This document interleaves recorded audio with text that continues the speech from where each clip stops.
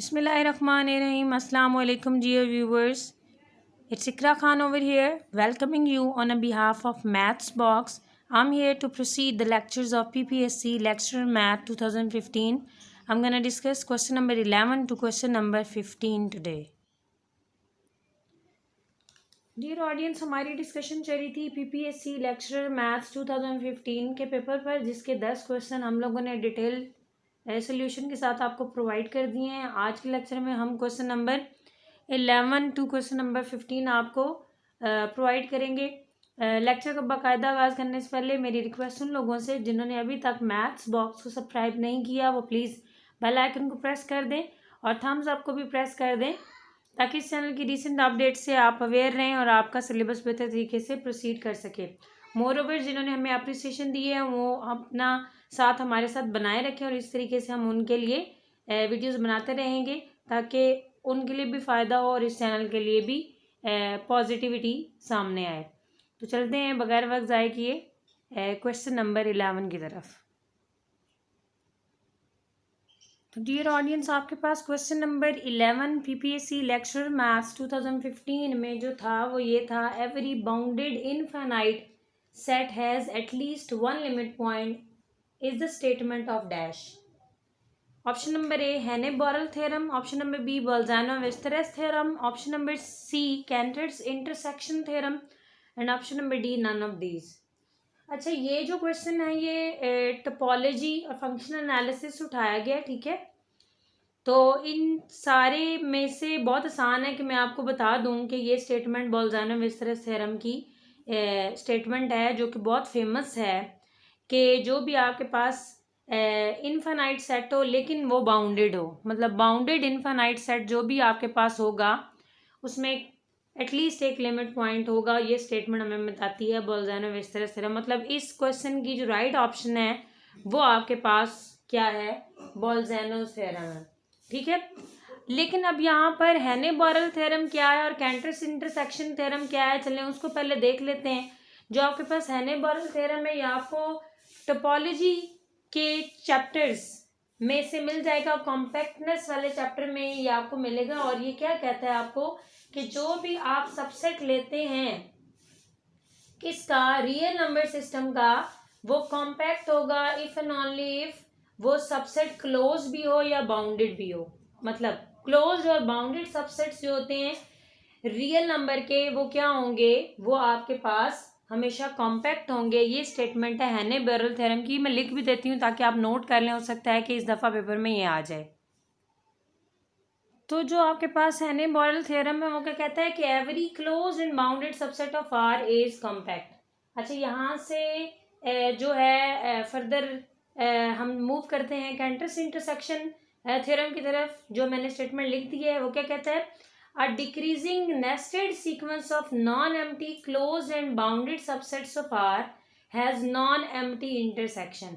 ये famous 3 theorems हैं, इनकी स्टेटमेंट्स को आप एज इट इज़ याद कर लें। लेकिन यहाँ पर एक वर्ड जो मैं बताना बेहतर समझती हूँ वो है कि डिक्रीजिंग नेस्टेड सीक्वेंस का मतलब है हर बाद में आने वाली टर्म पहली वाली टर्म में कंटेन करती है। फॉर एग्जाम्पल अगर मैंने सीक्वेंस ले लिया सी के, तो C1 में कंटेन करेगा C2 और उसमें कंटेन करेगा C3 और उसमें कंटेन करेगा C4 एंड सो ऑन, ये चलता जाएगा।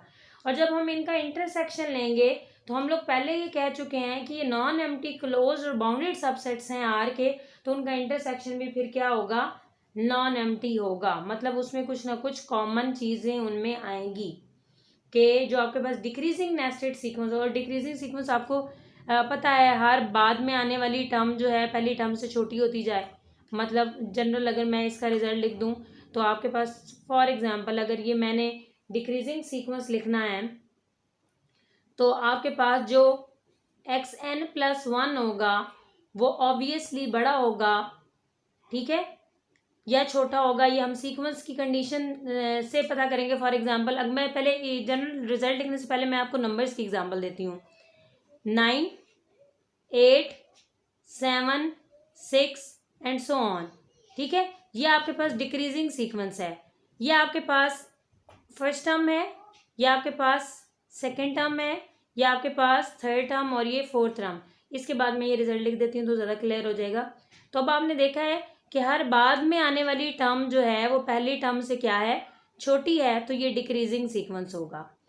ठीक है, तो चलिए इसको एक्स एन की फॉर्म में नहीं करते, एन की फॉर्म में कर लेते हैं, ज़्यादा बेहतर है कि आपके पास जो डिक्रीजिंग सीक्वेंस होता है उसकी कॉमन निशानी क्या होती है, वो यही होती है कि हर बाद वाली में आने वाली जो टर्म है वो पहले वाली टर्म से क्या हो, छोटी हो। ये बाद में आई है टर्म A2, तो A1 से ये खुद क्या है, छोटी है। मतलब यहाँ पर मैं इसको लिख सकती हूँ A1 बड़ी है और A2 क्या है, छोटी है। मतलब जनरल इस तरीके से मैं इसको चला सकती हूँ, A2 बड़ी है A3 से, और फिर इसको कलेक्टिवली मैं क्या लिख सकती हूँ। अब देखें यहाँ पर n है, तो मैं अगर यहाँ पर AN+1 लिखूँ तो यहाँ पर एक उससे कम होगी। ठीक है, मतलब ये आपके पास डिक्रीजिंग सीक्वेंस का एक्सप्रेशन होता है। जो मैंने XN में लिखा तो आप XN में लिख सकते हैं, XN ग्रेटर देन XN+1 या AN ग्रेटर देन AN+1। ये आपके पास डिक्रीजिंग सीक्वेंस है कि हर बाद में आने वाली टर्म पहले वाली टर्म से क्या होगी, छोटी हो। तो ऐसा डिक्रीजिंग नेस्टेड सीक्वेंस, और नेस्टेड सीक्वेंस मैंने आपको बता दिया है कि वो क्या होता है कि अगर हम एक ऐसा डिक्रीजिंग नेस्टेड सीक्वेंस लें किन सबसेट्स का, उन सबसेट्स का, आर के उन सबसेट्स का जो क्लोज भी हों, बाउंडेड भी हों, तो फिर उनका इंटरसेक्शन कभी भी एम्प्टी नहीं हो सकता। उनका इंटरसेक्शन में लाजमन कोई चीज़ होगी, कोई कुछ ना कुछ लाजमन उसमें कॉमन होगा उन सब में। तो ये कैंटर्स इंटरसेक्शन थ्योरम है, आपके पास ऊपर हैनिस-बोरेल थ्योरम है, और क्वेश्चन नंबर 11 जो है वो बेसिकली स्टेटमेंट बोल्जानो-वीसरस थ्योरम की है।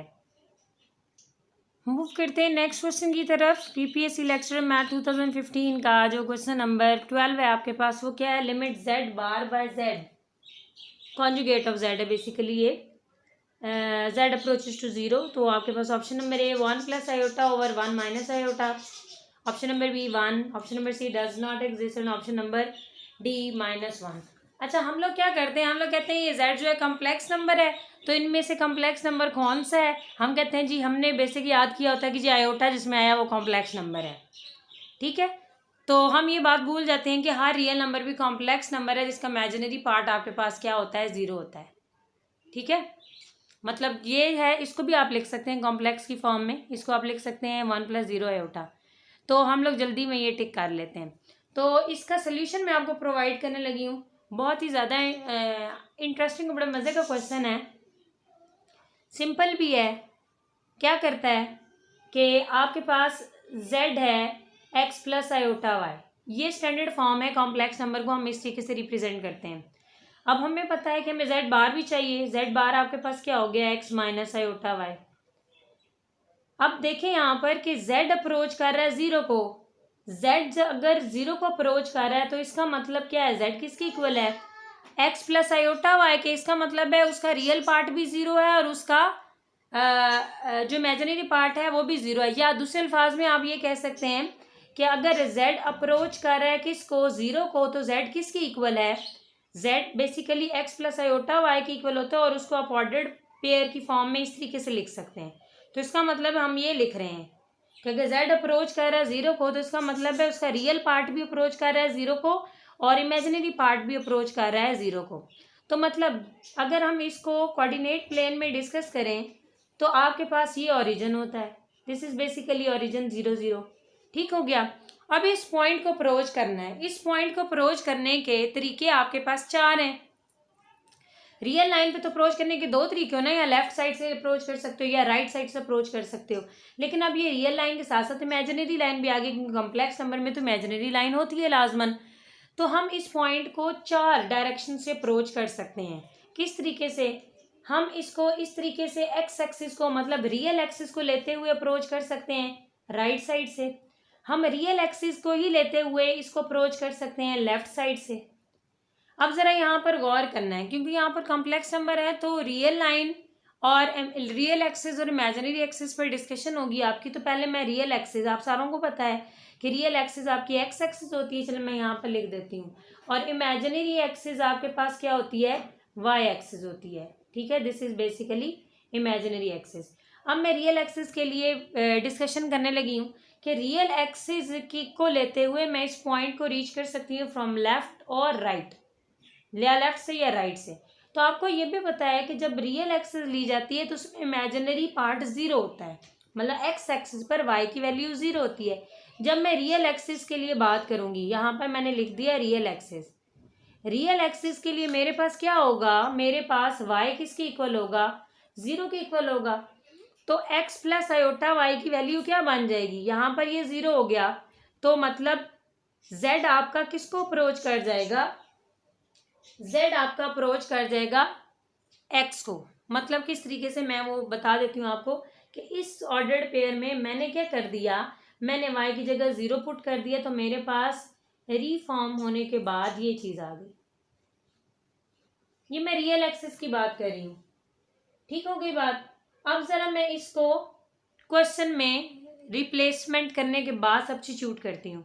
मतलब limit z approaches to 0, z approaches to 0, चले मैं एक दफ़ा लिख लेती हूँ, z बार ओवर z, ये बेसिकली किसकी इक्वल है, x minus iota y, x plus iota y, और यहाँ पर लिमिट भी आनी है z अप्रोचेस टू 0, ठीक है। ज़रा मैं इसको, अच्छा मैं रेड से लिखने लगी हूँ, तो वो ज़रा देखिएगा किस तरीके से। मैं z को चेंज कर चुकी हूँ किस में, एक्स वाई में, और फर्दर मैं उसको रियल एक्सिस के लिए मैं मॉडिफाई कर चुकी हूँ किस में, x0 में। मतलब लिमिट को आप किस तरीके से एग्जीक्यूट करवा सकते हैं यहाँ पर, वो आपके पास है x y approaches to 0 0, x minus iota y, x plus iota y. अब मैं रियल एक्सिस के लिए रिप्लेसमेंट करने लगी हूँ, वो क्या होगी, ये जो मैं ब्लू कलर में लिखने लगी हूँ वो ये है, limit x 0 approaches to 0 0, x minus iota y, x plus iota y. साफ हमें नजर आ रहा है यहाँ पर कि लिमिट जब आप सब्स्टिट्यूट करने लगेंगे यहाँ पर, तो क्या होगा, y की जगह आपने 0 पुट करना है, y 0, यहाँ पर भी 0, x ओवर x, आपके पास लिमिट क्या आ गई इसकी, 1 आ गई। ठीक हो गई बात। ये हम लोगों ने फाइंड आउट कर लिया है, क्या, इसकी लिमिट फाइंड आउट कर ली है क्वेश्चन की फॉर रियल एक्सिस। यही काम अब मैं किसके लिए करने लगी हूँ, इमेजिनरी एक्सिस के लिए। इमेजिनरी एक्सिस के लिए आपके पास फ़र्क क्या पड़ेगा, इसी को चलेंगे यहीं पे मॉडिफाई करते हैं, क्योंकि हमारे पास जगह नहीं है, तो इसी को हम चेंज कर लेते हैं यहाँ पर, क्या, इमेजिनरी एक्सिस कर लेते हैं। अब इमेजिनरी एक्सिस आपको पता है ये वाई एक्सिस होती है, और वाई एक्सिस पर आपके पास एक्स की वैल्यू 0 होती है, एक्स की वैल्यू 0 हो गई, तो इसका मतलब है जो आपका ऑर्डर पेयर एक्स वाई था उसमें एक्स की जगह 0 और y as it is maintain रहा। यहाँ पर ये क्वेश्चन को मैंने मॉडिफाई किया एज इट इज रहा ये यहाँ तक, लेकिन यहाँ पर अब मेरी लिमिट आपके पास क्या हो चुकी है, अब पहले x 0 थी, अब 0 y है, क्योंकि इमेजिनरी एक्सिस पर x 0 होता है, इसलिए मैंने यहाँ 0 लिया। ठीक हो गई बात। मैंने जब इनकी वैल्यूज को यहाँ पर पुट करना है, तो मुझे साफ नजर आ रहा है कि जब मैंने x को यहाँ 0 पुट किया, यहाँ 0 पुट किया, तो minus iota y over plus iota y, iota iota से कैंसिल हो गया, ठीक है, y ओवर y। बेसिकली हम कैंसिल नहीं करते होते, रैशनलाइज करते होते, तो यही आंसर बनेगा, ठीक है। तो माइनस वाई ओवर वाई बचेगा आपके पास, तो इसकी लिमिट आपके पास -1 आ जाएगी। मतलब जब आपने इस पॉइंट को कौन सी साइड से अप्रोच किया, टॉप साइड से और बॉटम साइड से अप्रोच किया, तो आपके पास जो आंसर आया, जो लिमिटिंग वैल्यू आई है, वो -1 है। मतलब रियल एक्सिस से अप्रोच किया तो लिमिटिंग वैल्यू 1 आई है, इमेजिनरी एक्सिस से अप्रोच किया वेदर फ्रॉम टॉप और बॉटम, तो आपके पास आंसर -1 आया है। तो 2 आंसर्स आपके आ गए हैं, तो 2 आंसर्स आ जाएं तो इसका मतलब होता है लिमिट तो एग्जिस्ट ना की, तो यहाँ पर एक बड़ी क्लियर ऑप्शन आपके पास है, डज नॉट एग्जिस्ट की। So question number 12, limit z bar over z1, z approaches to 0 does not exist. अच्छा, अपने नेक्स्ट क्वेश्चन में की तरफ मूव करने से पहले जिन्होंने अभी तक लाइक का बटन प्रेस नहीं किया, वो लाइक का बटन प्रेस कर दें। और एक और बात जो मैंने रिमाइंडर नहीं दिया, वो प्लीज़ आप कमेंट सेक्शन में आकर अपनी ईमेल जो है वो लाजमन डालें, क्योंकि हम लोगों ने काफ़ी लोगों को ग्रुप में से रिमूव किया है, तो वो उनका शिकवा यही होता है कि हमें बगैर बताए, हमें तो अनाउंसमेंट नहीं हुई है, या हमें रीज़न दें क्यों हमें रिमूव किया गया है। तो ये स्पेशली मैं उनके लिए दोबारा दोहरा रही हूँ कि जो चाहते हैं कि हमें व्हाट्सअप में रखा जाए या उस ग्रुप का हिस्सा रखा जाए, वो प्लीज़ कमेंट सेक्शन में आके अपनी जीमेल आईडी को लाजमन पोस्ट कर दें, ठीक है। और कोशिश कीजिएगा जो व्हाट्सएप पे आपने नाम रखा हुआ है या जो जीमेल पे नेम है वो सेम रहें ताकि हम टैली करने में हमें आसानी हो। लाइक का बटन भी प्रेस कर दिया करें, इसमें पैसे नहीं लगते किसी के भी, ठीक है। सिर्फ और सिर्फ चैनल की हौसला अफजाई होती है और मोटिवेशन मिलती है कि बेहतर तरीके से हम आगे प्रोसीड कर सकें। तो चलते हैं क्वेश्चन नंबर 13 की तरफ। वो क्या है? Cauchy Riemann equation in a polar form. अच्छा, आज के लेक्चर में ज़्यादातर क्वेश्चंस वो होंगे जो एज इट इज स्टेटमेंट्स आपको याद करनी होंगी, मतलब मेमोरी बेस्ड क्वेश्चंस हैं ये। तो Cauchy Riemann equation in a polar form आपको पता है, कार्टेशियन फॉर्म में भी आपने पढ़ी होगी, पोलर फॉर्म में भी पढ़ी होगी, स्फेरिकल पोलर फॉर्म में भी पढ़ी होगी। फिलहाल जो क्वेश्चन है वो आपके पास क्या है? That is in polar form, ठीक है। कॉम्प्लेक्स एनालिसिस से क्वेश्चन उठाया गया है, अब्दुल मजीद साहब की बुक में से ये आपको आसानी से मिल जाएगा। तो ये स्टैंडर्ड इक्वेशंस जो हैं एज इट इज़ आपको याद करनी पड़ेंगी। रिजल्ट वो होता है कि आप यू और वी में एक्सप्रेस करते हैं कॉम्प्लेक्स नंबर्स को, ये उनकी किताब में उनका स्टाइल है। आप एक्स और वाई में भी एक्सप्रेस कर सकते हैं, कोई मसला नहीं है, क्योंकि वो बुक में यू और वी में एक्सप्रेस कर रहे हैं तो इस वजह से ये डेरिवेशन यू और वी के हिसाब से किया गया। यू आपके पास रियल पार्ट है और वी आपके पास इमेजिनरी पार्ट है, मतलब जेड को यू प्लस आयोटा वी लिखा हुआ है। और पोलर फॉर्म आपको, पोलर कोऑर्डिनेट्स आप सारों को पता है कि आर और थीटा होते हैं। तो जब कभी भी आपने क्या करना है, मैं आपको थोड़ा सा हिंट बता रही हूँ याद करने का। ये कहीं भी नहीं लिखा हुआ है कि ये इस तरीके से, मैं सिर्फ याद करने का तरीका बता रही हूँ कि आपके पास कॉम्प्लेक्स नंबर उन्होंने यू और वी में दिया हुआ है और आपके पास पोलर फॉर्म आर और थीटा होती है, ठीक है। अगर तो आपने पहले को पहले की रिस्पेक्ट से डिफ्रेंशिएट कर दिया, मतलब u को आपने r की रिस्पेक्ट से डिफ्रेंशिएट किया, तो आपका सीक्वेंस ब्रेक नहीं हुआ तो माइनस कहीं नहीं आएगा, जो कि यहाँ पर है। Partial u over partial r, partial v over partial theta, मतलब पहला पहले की रिस्पेक्ट से हुआ तो दूसरा फिर दूसरे की रिस्पेक्ट से हो जाएगा। 1/r तो चलना ही है क्योंकि सारी ऑप्शंस में आपको नजर आ रहा है 1/r है। लेकिन अगर हमने इसका सीक्वेंस ब्रेक कर दिया, ब्रेक करने का मतलब क्या है कि u को आपने थीटा की रिस्पेक्ट से कर दिया, पहले को आपने दूसरे की रिस्पेक्ट से और दूसरे को आपने पहले की रिस्पेक्ट से डिफरेंशिएट किया, तो वो आपने जो सीक्वेंस ब्रेक किया है उसको कंपनसेट करने के लिए आपको माइनस देना पड़ेगा। मैं फिर बता रही हूँ, ये सिर्फ और सिर्फ क्रैमिंग का तरीका है, याद रखने का तरीका बता रही हूँ, ये किसी स्टैंडर्ड बुक में ये नहीं लिखा हुआ, ठीक है। मैं सिर्फ याद करने का तरीका बता रही हूँ। मतलब कि जब आप v को किसकी रिस्पेक्ट से करेंगे, r की रिस्पेक्ट से करेंगे, तो फिर जब u और को थीटा की रिस्पेक्ट से करेंगे तो 1/r तो आएगा ही, साथ में माइनस भी आएगा। तो बहुत क्लियर है यहाँ पर। ऑप्शन नंबर ए जो है वो आपके पास कॉशी रीमान इक्वेशंस हैं। एनालिटिकल फंक्शन को चेक करने के लिए बहुत इंपॉर्टेंट रिजल्ट है, और ये मेरे ख्याल में जब जिन्होंने कॉम्प्लेक्स एनालिसिस तैयार करनी है वो ये तैयार ना करें, ऐसा पॉसिबल ही नहीं है, ठीक है। तो ऑप्शन नंबर ए आपके पास करेक्ट है। यही चीज़ अगर आप इधर ऑब्जर्व करें तो आपने u को r की रिस्पेक्ट से किया, मतलब पहले को पहले की रिस्पेक्ट से किया, दूसरे को दूसरे की रिस्पेक्ट से किया, तो यहाँ पर माइनस उसने लगाया हुआ, ये एडिशनल है, ठीक है। तो ये ऑप्शन यहाँ से निगेट हो गई है आपकी। सिमिलरली थर्ड ऑप्शन को देखें आप, तो वो क्या है, u को r की रिस्पेक्ट से किया और v को थीटा की रिस्पेक्ट से किया है, अगेन आपके पास क्या आ गया, माइनस आ गया, तो अगली वाली को चेक करने की जरूरत नहीं है। तो ऑप्शन नंबर बी जो है, सॉरी ए जो है वो आपके पास क्वेश्चन नंबर 13 की करेक्ट है। अच्छा, मैं एक और बात यहाँ बताती चलूँ कि यहाँ पर पोलर फॉर्म में अगर आपसे कार्टेशियन फॉर्म में पूछ लेता है कि कॉशी ये रीमान इक्वेशंस जो हैं वो कार्टेशियन फॉर्म में क्या है, तो वो भी आप नोट कर लें। तो आप जब u को x की रिस्पेक्ट से करते हैं तो फिर ऑब्वियसली v को किसकी रिस्पेक्ट से करना पड़ेगा, y की रिस्पेक्ट से, ठीक है। उसमें r का कोई जिक्र नहीं होता है, ठीक होगी बात।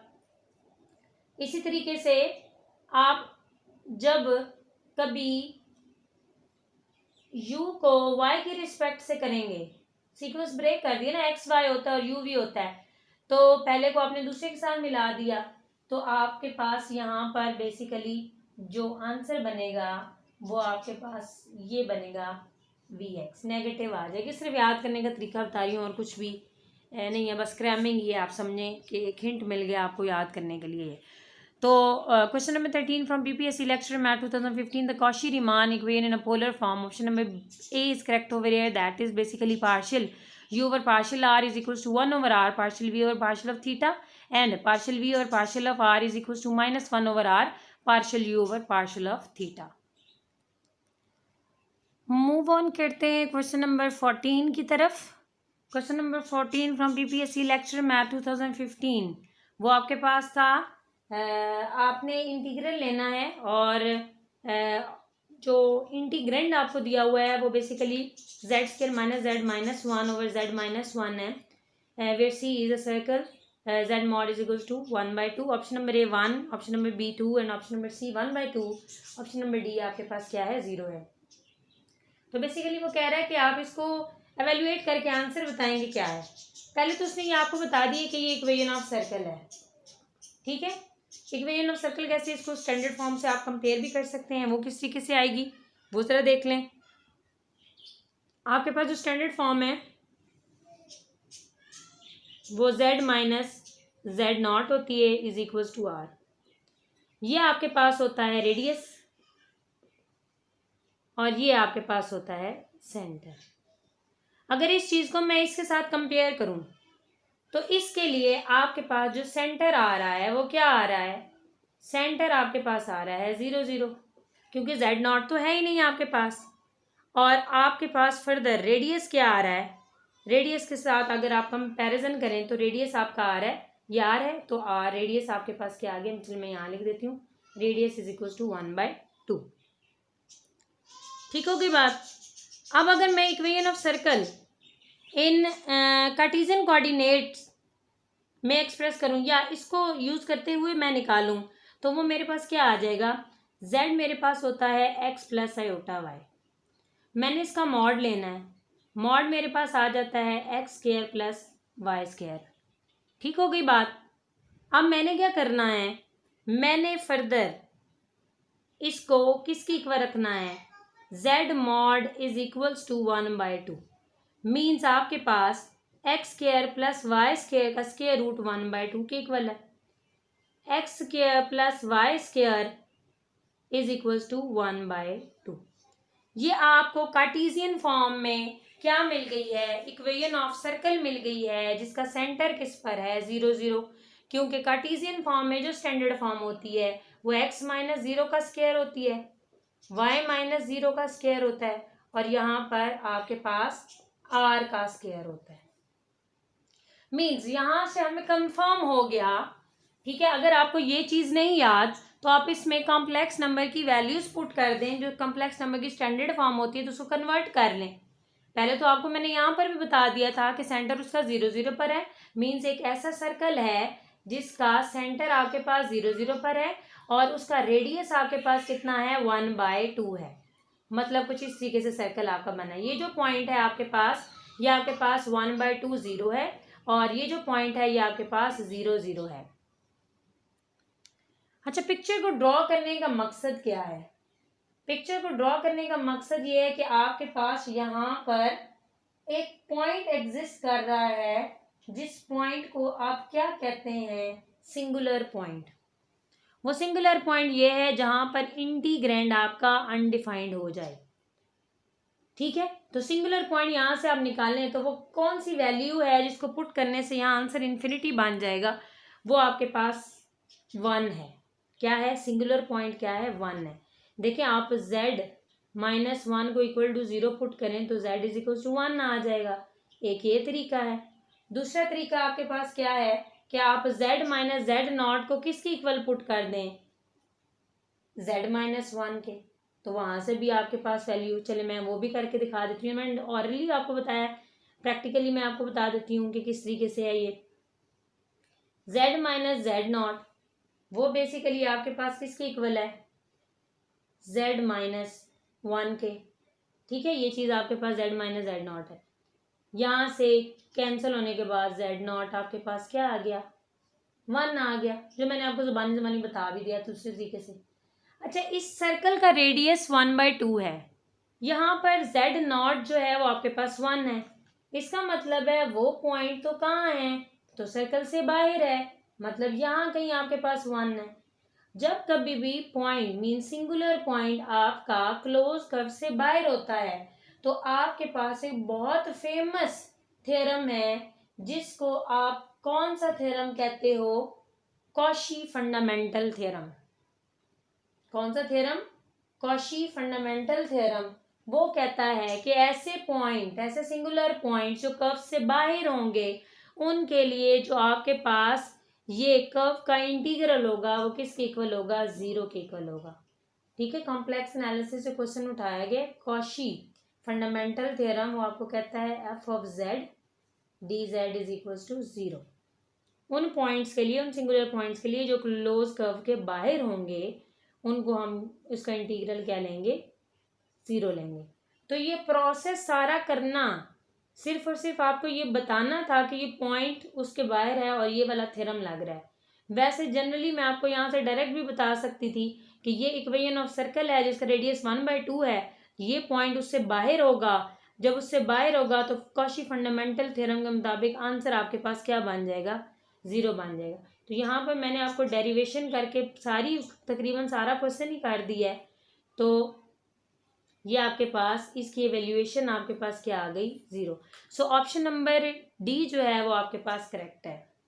तो थोड़ा सा हम लोगों ने ये बनाया हुआ कि क्लोज कर्व है, क्लोज कर्व का इनिशियल और टर्मिनेटिंग पॉइंट क्या होता है, सेम होता है। तो उसके लिए जो क्लोज लाइन इंटीग्रल होगा वो इक्वल टू 0 होगा। लेकिन यहाँ पर थोड़ा सा पॉइंट ऑफ सिंगुलैरिटीज डिस्कस हो रहा था, इसलिए मैंने ये सारा करके आपको दिखा दिया है। ऑडियंस मूव करते हैं अपने लास्ट क्वेश्चन की तरफ। तो लास्ट क्वेश्चन आपके पास क्या है, ये बेसिकली मेथड से उठाया गया है, बैचलर्स की बुक है बाय SM यूसुफ साहब, चैप्टर नंबर आपके पास 1 है। The principal value of minus iota पर iota is option number A e पार minus pi by 2, B option number B जो है वो 1, option number C e par pi by 2 and option number D e par pi. तो उसमें सारा solve करवाती हूँ आपको। सॉल्व करने के बाद आप देखिएगा कि आप राइट आंसर तक पहुंच जाएंगे। तो इसको सॉल्व करने का कॉम्प्लेक्स की पार, कॉम्प्लेक्स नंबर की पार जब कॉम्प्लेक्स नंबर हो, ठीक है, तो फिर उसको किस तरीके से डील करते हैं, उसको हम मतलब इस माइनस आयोटा, ये आपके पास कॉम्प्लेक्स नंबर है ना, तो इसकी पावर भी कॉम्प्लेक्स नंबर है। तो इनको सॉल्व करने का जो तरीका होता है आपके पास वो क्या होता है, ई पार लॉग लिख लेते हैं। वो आपके पास हो जाएगा माइनस आयोटा पार आयोटा। अब लॉग की प्रॉपर्टी होती है कि वो पार को कहाँ ले आता है, स्टार्ट में ले आता है, मतलब e iota log minus iota. अब लॉग ऑफ आयोटा आपने सॉल्व कर रखे होंगे क्वेश्चन, वो किसके इक्वल है, that is equals to natural log of z plus iota theta. ठीक हो गई बात। अब यहाँ पर इसके लिए जो आपके पास z है, मॉड इस कॉम्प्लेक्स नंबर का, ये जिसको मैं सर्कल कर रही हूँ, तो इसका मैग्नीट्यूड आपके पास 1 आएगा, मीन नेचुरल लॉग ऑफ 1 हो गया, प्लस आयोटा थीटा आपके पास किस तरीके से आएगा, थीटा आप पुट कर सकते हैं, थीटा आपके पास होता है tan inverse y over x, y is -1 और x आपके पास 0 है। आप इसको सेपरेटली भी सॉल्व कर सकते हैं, कोई इशू नहीं है। नेचुरल लॉग ऑफ 1 आपको पता है that is equal to 0, so here you are left with e power iota iota, और ये आपके पास tan इनवर्स इन्फिनिटी। तो tan इनवर्स इन्फिनिटी आपका किस पर आता है, tan इनवर्स इन्फिनिटी आपका पाई बाय 2 पर आता है। अच्छा, एक और बात जो हम लोगों ने यहाँ मिस कर दी है वो ये है कि ये जो माइनस है वो बाहर निकल आएगा, ठीक है, iota square into iota square, sorry iota into iota square हो जाएगा, minus minus will be plus, तो ई पार पाई बाय 2। तो ऑप्शन नंबर सी आपके पास यहाँ पर क्या है, वो करेक्ट है। किसके लिए, इस क्वेश्चन के लिए, द प्रिंसिपल वैल्यू ऑफ -1 पर माइनस आयोटा पर iota is option number C e par pi by 2। Dear audience, ये थे आपके पास PPSC लेक्चरर मैथ्स 2015 के क्वेश्चन नंबर 11 टू क्वेश्चन नंबर 15। उम्मीद है आज का लेक्चर आपको क्लियर हुआ होगा। फिर भी अगर कोई दिक्कत हो तो आप कमेंट सेक्शन में आ सकते हैं, कमेंट करना मत भूलिएगा। अपना बहुत ज़्यादा ख्याल रखें, हमें दुआ में याद रखें। अल्लाह।